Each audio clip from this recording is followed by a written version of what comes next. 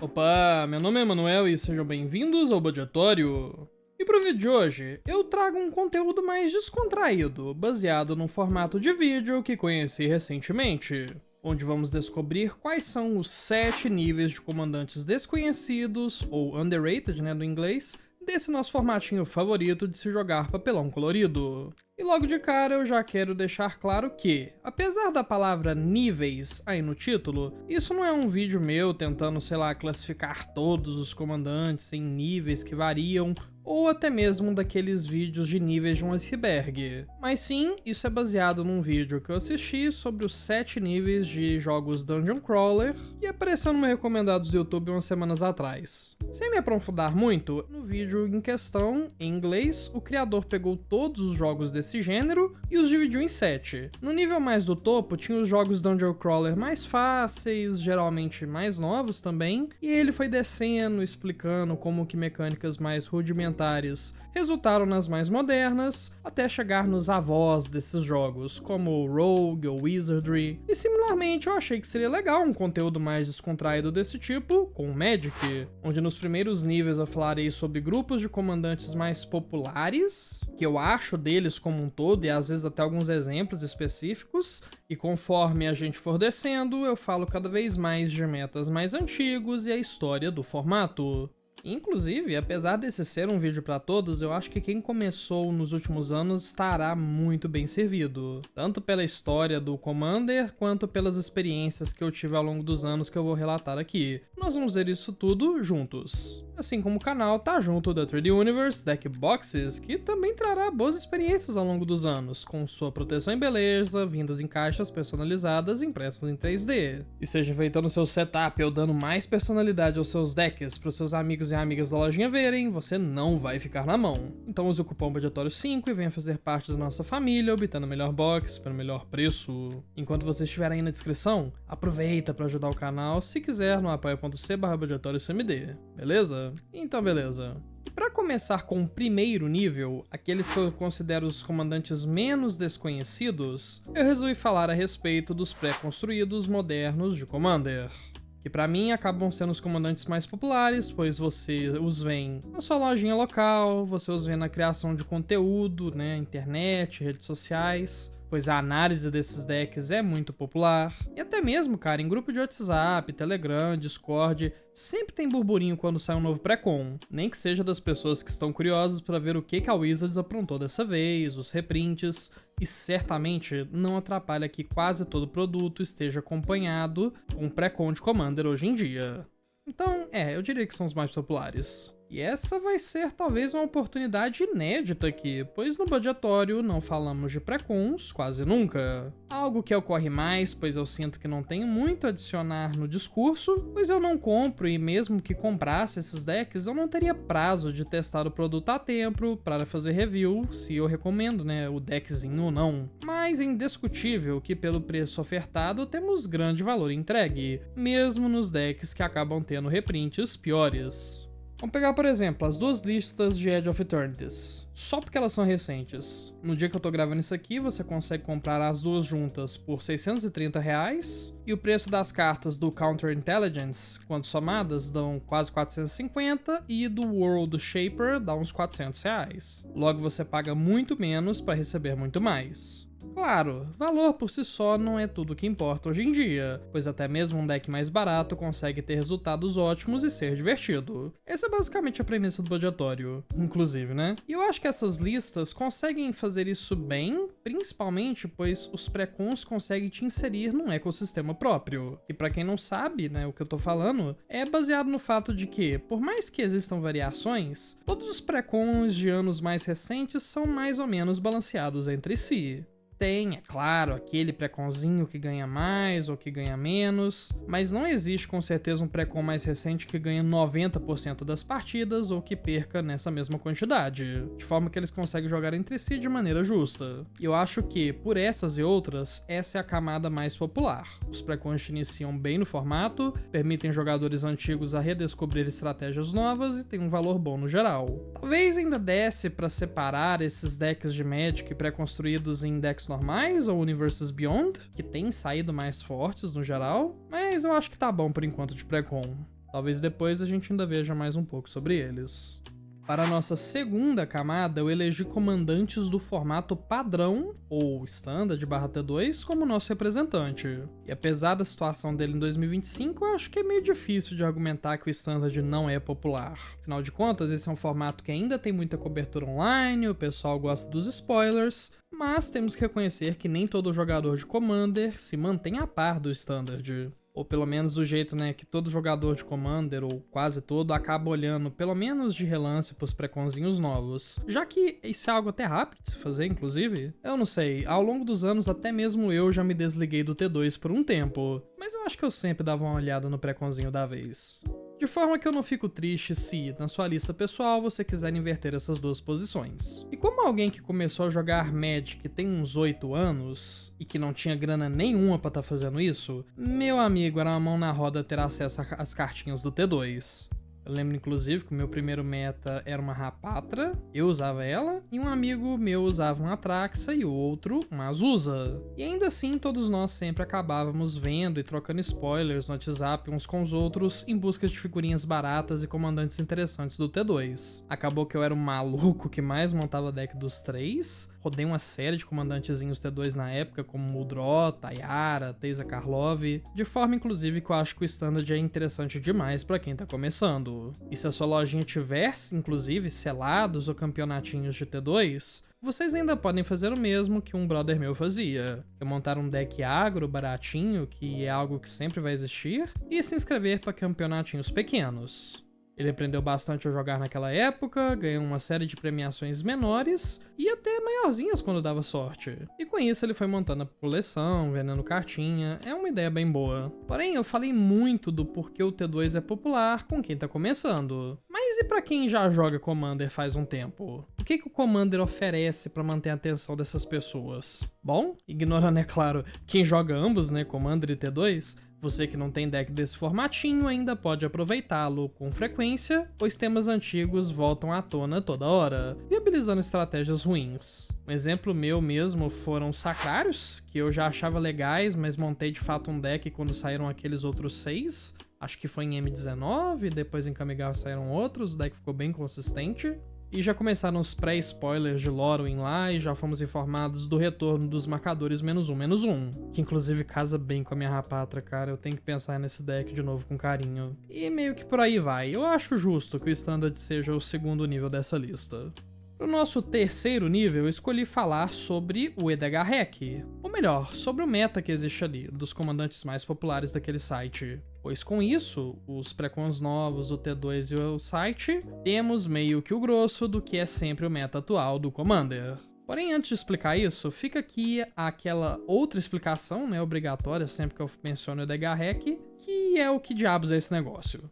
E bom, o Edgar Hack é a maior base de dados online do Commander, simplesmente. Se você utiliza qualquer um desses deck builders gringos online, tipo Moxfield, Archidekt, a sua lista já é adicionada automaticamente à base de dados dos caras. Isso é útil para coisas como medição de popularidade, pois se você ou outras pessoas adicionam muitos decks de um mesmo comandante, todo mundo vê aquela carta subindo na lista de mais populares. E o site também ajuda com pesquisa e melhoramento de listas, pois você pode analisar o que outras pessoas com decks similares aos seus adicionaram em seus baralhos, modificando ou não a sua própria configuração de cartas. Enquanto definitivamente tem o tipo de pessoa que só monta decks de Commander daquilo que sai no T2, ou o tipo de pessoa que só compra pré-com, eu já vi tanto online quanto pessoalmente pessoas que são muito apegados aos rankings e recomendações da Edgar Hack. O que não é algo nem bom nem ruim, honestamente. Tem um lado bom, pois com acesso a tanta informação que o site provém, principalmente através dos filtros que te permitem pesquisar por listas mais específicas, dá pra achar umas figurinhas bem da hora e tirar umas ideias interessantes. Porém, o site também pode te deixar meio preguiçoso, que eu acho que é a parte ruim. Pois tem muita gente que só foca assim, se não tá no top 100, não deve ser bom. Ou a pessoa só constrói comandantes no top 20 dos 2 últimos anos, tipo o Dragão, Edgar Markov, Atraxa, todas essas figurinhas que você já vê na sua lojinha, eu imagino. E tem muita gente que só os constrói por conta dessa popularidade online, e por sua vez o Edgar Hack capita quando o deck é registrado, o que só reforça essa popularidade. É um loop, basicamente. Os comandantes são populares, logo as pessoas os constroem, reforçando a sua popularidade. E a minha reação com o top 100 é muito engraçada, pois jogando desde 2017 e usando EDH Hack pelo menos desde 2018, eu já vi todo tipo de criatura ali no topo. O Olor era um que ficou por bastante tempo. Pra quem não conhece, né, o Olor é um comandante Esper de ganho de vida. O Golos ficou ali, eu adorava o meu Golos de zumbis, cara. Pois eu tutorava Campo dos Mortos pra mesa e fazia um landfall cheio de lordzinho dos zombosos. Já vi Kenrith, Muldrota, por um curtíssimo período de tempo já foi segundo lugar, e por aí vai. Enquanto o EDH Hack é o ajuntamento de tudo que é Magic no ambiente online, Precons e T2 são um ajuntamento de tudo que é Magic presencial e no Arena, principalmente porque a gente tem o Brawl histórico, que é tipo um pseudo-commander, e juntando físico mais digital, eu creio que a maioria das pessoas não vai passar dessas 3 camadas de profundidade. E tá tudo bem, cara, dá pra jogar muito Magic de qualidade só nisso aí. Você vai ter cartinhas novas lá no topo, o EDH Hack vai pegar uns comandinhos antigos que ainda tem gás pra trabalhar, e o meta desenvolve por aí. Agora, para nossa 4ª camada, aí sim eu diria que vamos descer um pouco mais do que antes, pois eu escolhi o meta do Magic de 2017 como representante da vez. Aí você me pergunta, né? Já consigo imaginar. Nossa, Emanuel, mas por que 2017 e não 2018? Ou até mesmo 2016? Tem algum motivo? E sim, tem 2. Primeiro que esse foi o ano que eu comecei a jogar, logo eu me lembro bem desse ambiente de jogo, mas também, meio que 2017 foi um divisor de águas pro formato, com um grande boom de Commander acontecendo. Dali saíram os pré-cons com os comandantes mais populares de todos os tempos, o Markov e o Dragon, atraindo mais pessoas ainda pro formato, que por sua vez podem até ter ido atrás dos Commanders de 2016 para jogar, assim como o primeiro Game Nights do Command Zone saiu também em dezembro de 2016, estourando de popularidade em 2017 com vários episódios. De verdade mesmo, eu via um burburinho muito forte na época do povo da minha lojinha, de comunidades online do Facebook, querendo por mais produtos de Commander no geral. O que é até engraçado, pois hoje em dia a fadiga do público tem se tornado impossível de ignorar, mas na época queríamos sim mais produtos de Commander. De novo, correndo o risco de soar repetitivo, baseado nas gameplays que eu assistia e nos jogos que eu presenciava na lojinha, tudo isso é como eu mesmo percebi o formato, a gente tinha um meta, entre aspas, muito diferente do que é o de hoje. Tipo, alguns comandantes de hoje em dia que são muito populares já estavam ali, como a Atrax, é claro, Nekuzar, Kaalia também, mas só pesquisando através da Wayback Machine eu já vejo aqui alguns comandinhos, né, que estão registrados como populares que me deixam nostálgico, como Meren, né, comandante nojentíssima se montada corretamente, acho que ela ainda é relativamente popular, mas na época era muito mais. E aí você fazia reanimação de Spore Frog todo turno, algo que era super opressor na época. O Louro, como eu havia mencionado, tava ali já, provavelmente por conta de ser, tipo, um comandante com a pseudo-eminência, querendo ou não, antes da própria eminência existir. O Proche, cara, que loucura. Eu mesmo tinha um Proche, na lojinha eu vi vários existirem. Eu lembro, inclusive, que o que me fez montar o meu Ominaf Locus de Fúria foi justamente pois ele estava no top 10 dessa época. E os bichos papões, inclusive, de quem jogava o formato em 2017 eram bem diferentes. Eu lembro das discussões sérias e acaloradas, eu diria, sobre se Deadeye Navigator deveria ser banido por ser uma carta muito opressora e difícil de interagir, se devia banir Protean Hook, se deveria desbanir Sylvan Primordial. De certa forma, a gente não tinha medo de tomar um adeus e sim uma evicção impiedosa, que é tipo um adeus super fofo, cara. Lanterna Cromática era uma carta de $13 que todo mundo tava doido pedindo reprint, pois ela foi criada no ano anterior e todo mundo precisava dessa super staple para suas listas. Hoje em dia, sabe, você nem precisa mais dela, tem um monte de terreninho muito bom e barato. Apesar de que eu ainda acho ela uma cartinha boa pra não ter que ficar preocupando tanto com cor de mana em 5 cores. Nossa, e a minha primeira carta, cara, que eu comprei,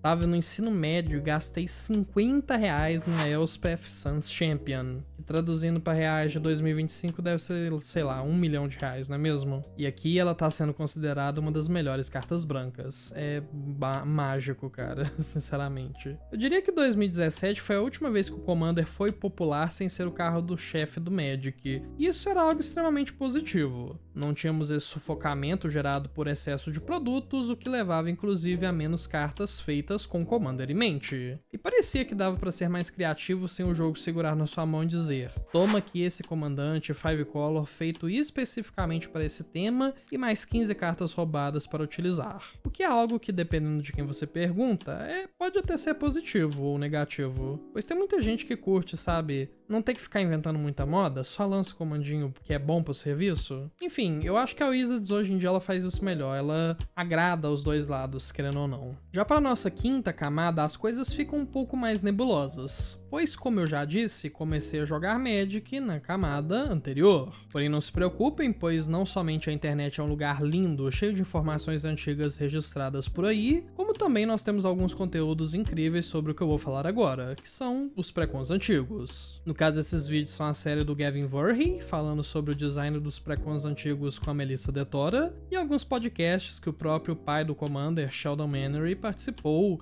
e falou dessa evolução do formato no seu início. E neles ele explica como que foi a introdução desses produtos e como o meta se adaptou em torno disso, pois era algo fora do comum, sabe? A Wizards dando atenção pra esse formatinho feito por fã, casual ainda. E nesse caso eu acho muito interessante a gente dar uma olhada nos pré-cons antigos, comparando com os novos pra entender a mentalidade de quem jogava na época e como a própria Wizards entendia o funcionamento do Commander. Primeiro, era comum termos 3 comandantes num só deck, 2 principais e um comandante secundário, indicando inclusive que os decks não eram imutáveis em apenas um tema. A própria empresa esperava poder mandar um Ezuri Garra do Progresso como comandante principal e um Casseto ali temático de cobras, de forma que você possa escolher entre qualquer um dos 2 temas. O ponto negativo, muitas vezes, é que o deck vinha com umas 6 ou 8 figurinhas novas para atender o subtema, com vários reprints ainda em cima disso, de forma que a ideia secundária recebia tanto suporte que podia faltar para o tema principal. Outra coisa que eu também posso afirmar sobre esses decks é que não havia qualquer preocupação com quantidades de cards que cumpram funções específicas. Por exemplo, alguns decks tinham pouquíssimos terrenos, outros passavam de 42, ramp, remoção, compra de cards. Era possível que um desses fosse até bem suprimido em detrimento do resto, ou melhor, suprido, não suprimido, né? E o balanceamento também poderia ser estranho entre as próprias listas. Eu lembro de ver o Tomer do MTG Goldfish falando sobre como que ele comprou um deck da Zedru na época, né? E aquilo só não tinha condição alguma de funcionar, nem que seja no básico de um pré-con. Algo apontado mais ou menos também na série do Gavin Verhey, só que ele fala de maneira mais gentil. Enquanto o Animar, né, outro comandante de pé construído da mesma leva, basicamente jogava sozinho, independente da sua lista ser otimizada ou não. E eu acho que esse aparente descaso, né, pode parecer que a Wizards estava, sabe, pouco se lixando se o deck ficava bom ou não, é na verdade sintoma de algo mais inocente, que é a falta de preocupação com otimização. No início o Commander era considerado realmente um formato puramente casual, tirando o Commander francês, sei lá, essas bizarrices. Mesmo quando eu leio o conteúdo dessa época sobre Commander, não era tanto sobre o povo dizendo, sabe, sobre balanceamento. Parece que o deck caro jogava com pré-con, fazia mesão de Land Destruction, essas loucuras. Eu acho que essa fase de 2011 até 2017 contava com um Commander que estava ali na sua adolescência, sem medo de parecer desajeitado enquanto crescia. E essa fase, inclusive, criou alguns dos meus comandantes favoritos, que tem aquilo que eu gosto de chamar de energia meio monte um deck em torno de mim, só que sem ser aquele negócio chutado, sabe? É um monte em torno de mim pois eu sou legal e não porque eu sou quebrado e ganho partida sozinho. Inclusive alguns favoritos, né? Taurand, clássica opção para deck já nula, mas também listas de Gerfichas Monoblue, Spellslinger,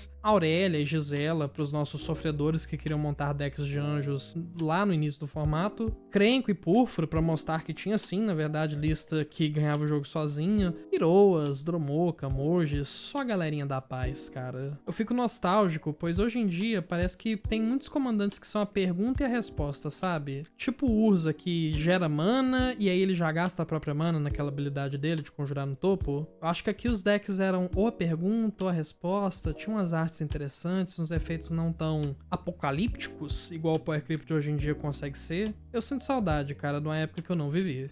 Já caminhando para o fim, temos na sexta camada aquilo que hoje em dia tem nome de pré-EDH, mas que na época poderia só ser chamado de EDH mesmo. Elder Dragon Highlander, para quem não conhece, é o nome original do formato Commander, que só veio a trocar de nome após decidirem que, para transformar isso no produto oficial da Wizards, O nome teria que ser trocado para não esbarrar em direitos autorais da marca Highlander. E tudo que veio antes dos primeiros pré-cons, hoje é conhecido como pré-DH, o nome do formato que só valem essas cartas de antes do Commander 2011. Eu devo admitir, é um pouco difícil encontrar gente mencionando como que era jogar nessa época. Temos sim algumas listas do Tapped Out, acho que é o nome do site, e acha-se sim algumas discussões, apontando principalmente prevalência de comandantes de Alara nos mesões. Sem triplet, Zoril, Rebento de Alara, fazendo mesões durar o triplo há mais de uma década. Eu lembro que o meu professor do ensino médio, que ensinou a gente a jogar, mencionava tanto que Rafik era um pé no saco, pois o homem era tipo o pináculo do Voltron na época com seu Double Strike, o que é hilário pra mim. Esse bicho não nem arranha uma patas leves hoje em dia. E os bichos papões da época também eram diferentes, incluindo cartas como Zur e Azami, pois ambos faziam decks de control pesados com condições de vitórias intensas. E em 2025, no formato pré-DH que eu mencionei, nós conseguimos aplicar um nosso conhecimento atual de deck building nessas cartas antigas, vendo que comandantes como Rainha Fractus ou Archon Dagson eram máquinas de combo, ou que pelo menos poderiam ser se o pessoal não utilizava dessa forma. Enfim,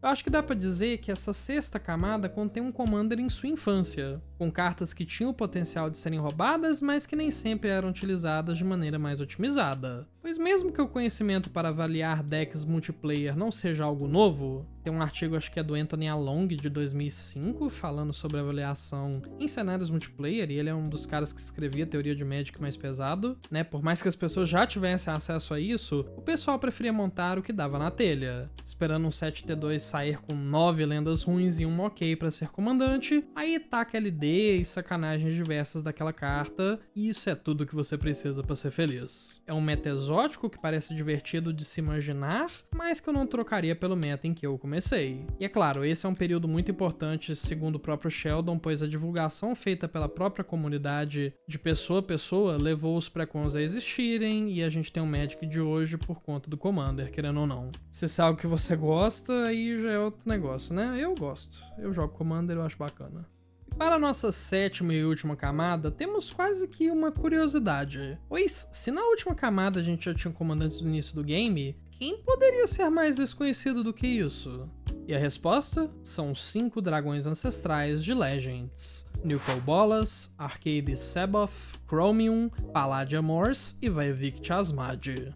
E o motivo deles serem tão importantes e ainda assim tão desconhecidos é tragicômico, pois data direto da criação do EDH. E senta que lá vem a história. Hoje em dia, aceita-se que o Commander teve uma criação dupla, onde duas fontes que não conversaram entre si tiveram quase a mesma ideia. Primeiro, a revista The Duelist teria escrito um artigo sobre um formato muito estranho, onde você pode usar apenas uma cópia de cada carta e que uma criatura lendária dragão ancião ditaria as cores do seu deck, porém esse é um formato cheio de regras a mais que não realmente se tornou o Commander de hoje. O nosso comandinho, por outro lado, foi criado por Adam Staley no Alaska em 1990 e poucos. Ele criou um formato onde você escolhia obrigatoriamente um dos 5 dragões anciões de Legends para representar a sua lista, e aquelas criaturas também ditaria as cores do seu deck. E você morre ao tomar dano bastante, ou por tomar 3 acertos de um mesmo dragão ancião. É daí inclusive que vem um dano de comandante. Todos esses dragões têm 7 de poder, logo 3 vezes 7 é igual a 21 pontos de dano. Pouco tempo depois, Sheldon Mannery conheceu o formato ao viajar para um torneio no Alasca, e o resto é história. Ele levou aquilo para outros juízes conhecerem, eles refinaram as regras, e uma hora aquilo chegou na Wizards a tempo de encaixar em um pré-con em 2011. Sheldon até não menciona tanto, mas uma das regras que foi trocada logo de cara foi permitir criaturas de outros tipos, né, não só Elder Dragon. Eu lembro dele falar que tinha um amigo dele que jogava com aquele primeiro carne, e eles pensavam, nossa, esse é um deck muito forte, talvez precisa banir. Fofo, né, como as coisas mudam. E por mais importantes que sejam essas criaturas dragões anciãs, enfim, dá uma olhada nelas, cara, ninguém se importa mais com isso. Temos versões quase que objetivamente melhores para todas essas, de forma que não se justifica jogar com esses comandantes velhos de Legends. E por isso que é tragicômico, cara. Esses são aqueles que uma vez carregaram o nome do formato, Elder Dragon Highlander, e agora são cartas esquecidas que só têm seu valor quando você chega no fundo de sua história, na camada mais profunda da história do Commander e dos comandantes desconhecidos. E bom, por hoje é isso. Se você jogava nessa época, inclusive, por favor, deixe seu comentário. Eu, de verdade mesmo, fico doido pra saber. Porque eu gosto de saber de história, sabe? Como as coisas se desenrolaram. Como que era o meta em 2005, cara? 2011? Isso eu queria saber mesmo. Assim como eu também queria deixar um alô a todos os meus apoiadores, vocês que fazem isso daqui acontecer. Em especial, um salve para os nossos patrões generosos, Fake Selbit e Rafael Henrique. Valeu, gente. Eu fico meio sem jeito, sabe? Mas brigadão mesmo. De forma alguma isso é pouco dinheiro, eu sei, e ajuda demais. Vocês não fazem ideia, é de coração mesmo. E dúvidas, sugestões de vídeo ou qualquer outra coisa, deixa um comentário abaixo. Eventualmente eu leio tudo e respondo caso seja necessário. Obrigado pela sua atenção. Até lá, meu nome é Manuel e esse é o Budgetório. Até mais.